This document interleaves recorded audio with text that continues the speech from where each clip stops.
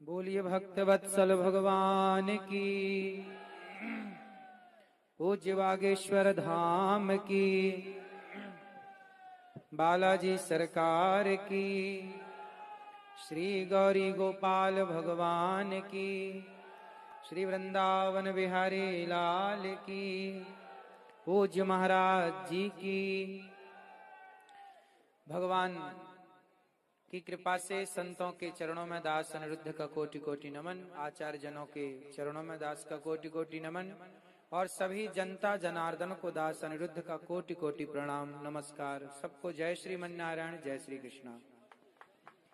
सभी उपस्थित कवियों को प्रणाम, आपकी वाणी को प्रणाम, सरस्वती माँ जो आपके भीतर विराजी हैं उनको प्रणाम, भगवान राम को प्रणाम। आप सभी की उपस्थिति, आज जो ये यात्रा आप देख रहे हैं, यह यात्रा इस आजाद हिंदुस्तान के बाद, आजाद भारत के बाद ये पहली इस तरह की यात्रा है। आजाद भारत 1947 में जब हम आजाद हुए, उसके बाद इस तरह की ये पहली इस तरह की यात्रा है कि सड़कों में इस तरह से भगवा झंडा हम सब देख पा रहे हैं एक साथ। इतने सनातनियों को एक साथ देख पा रहे हैं। देखिए, अभी तक हम लोगों ने सुना था कि हिंदू सो रहा है। अभी तक हम लोग सुनते आए हैं कि हिंदू सो रहा है, कब जागेगा कब जागेगा। लेकिन अब हमें लग रहा है कि हिंदू अब नहीं सो रहा है, अब हिंदू देखो जाग रहा है, जाग के सड़कों में आकर के अपने अधिकार की बात कह रहा है। अभी तक क्या हुआ कि हम लोग अपने अधिकार की बातें कह ना पाए, अपने अधिकार की लड़ाई लड़ ना पाए। हम बटे थे, और इस बंटवारे में आपको पता है हम कितने वर्षों तक गुलाम रहे अंग्रेजों के और मुगलों के। कितने वर्षों तक गुलाम रहे? 500 साल तो मुगलों की गुलामी की, 200 साल अंग्रेजों की गुलामी की। 700 सालों तक हम गुलाम क्यों रहे? अंग्रेजों ने क्या नारा दिया था? फूट डालो शासन करो, फूट डालो, जोर से फूट डालो। ये नारा किसने दिया? अंग्रेजों ने दिया। हम सबके बीच में फूट डाली। क्या फूट डाली? हम लोगों को आपस में लड़ाया। हम फूट डालो शासन करो की राजनीति पे उलझे रहे, हम आपस में लड़ते रहे। हमने आपको पहले भी बताया है, पूज्य महाराज जी के द्वारा जो कन्याओं का विवाह हर वर्ष होता है, उस कन्याओं के विवाह में जब हम 2 वर्ष पहले पिछले वर्ष जब आए थे, तो महाराज जी के सामने ही, महाराज जी के साथ ही ये दास अनिरुद्ध ने कहा था, आपको याद होगा, हम कितने भाई हैं? 4 भाई हैं, ब्राह्मण, क्षत्रिय, वैश्य और। अच्छा, एक बात बताओ, पूज्य महाराज जी कह रहे हैं कि हिंदू राष्ट्र बनाओ, सरकार को निवेदन कर रहे हैं। आप सब सम्मिलित हैं यात्रा में, ये दास अनिरुद्ध भी आज यात्रा में सम्मिलित हुआ और हमें अच्छा लगा आप सबका दर्शन करके।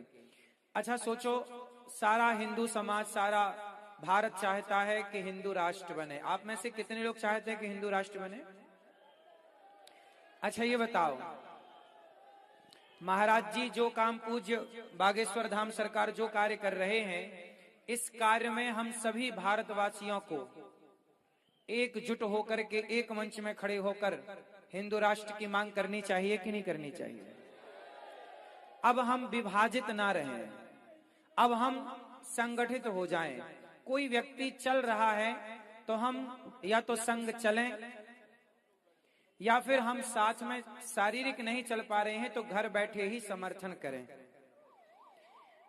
यदि आप सनातन को मजबूत करना चाहते हैं तो कुछ बातें ध्यान से सुनिए। एक तो पक्ष ये है कि देश हिंदू राष्ट्र बने। थोड़ी देर के लिए इमेजिन करो, सोचो, यदि ये भारत हिंदू राष्ट्र नहीं बना, थोड़ी देर के लिए सोचो, यदि ये भारत हिंदू राष्ट्र नहीं बना, और थोड़ी देर के लिए सोच लो कि आज दक्षिण भारत में आप जाओ तो इसी भारत में हमारे हिंदू अल्पसंख्यक हो गए कि नहीं? हाँ या ना? बहुत सारे राज्यों में हिंदू कम हो गए और अन्य लोगों की, विधर्मियों की संख्या ज्यादा हो गई। एक छोटी सी कल्पना करो, जरा सोचो कि यदि ये भारत मुस्लिम राष्ट्र बन जाए, एकता समानता स्वाधीनता रहे, मेरे देश में चरित्र की महानता रहे। जिनको हम बालकवत प्रीति भी करते हैं और सनातन धर्म के एक योद्धा की तरह जब वो धाड़ते हैं तो उन पर गौरव भी करते हैं।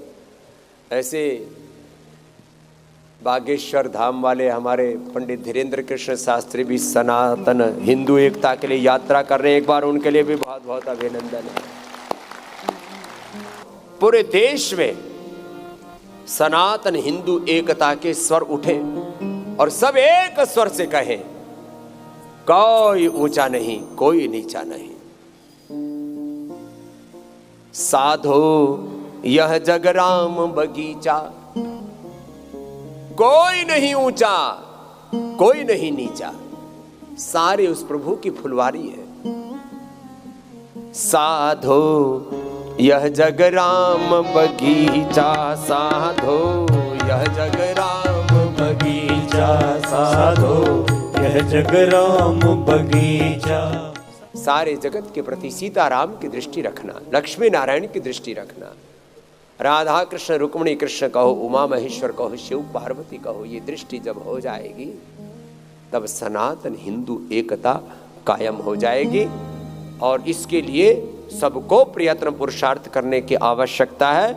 एक बार फिर से हमारे धीरेन्द्र कृष्ण शास्त्री जी की सनातन हिंदू एकता यात्रा के लिए फिर से हमारी शुभकामनाएं। बोले बाबा जी हमको आशीर्वाद तो दे दो। मैंने कहा आशीर्वाद हमारा सदा है। जो राष्ट्र के लिए जीता है, हमारे लिए राष्ट्र धर्म, राष्ट्र प्रेम और राष्ट्र का नाता ही सबसे बड़ा रिश्ता, नाता और संबंध।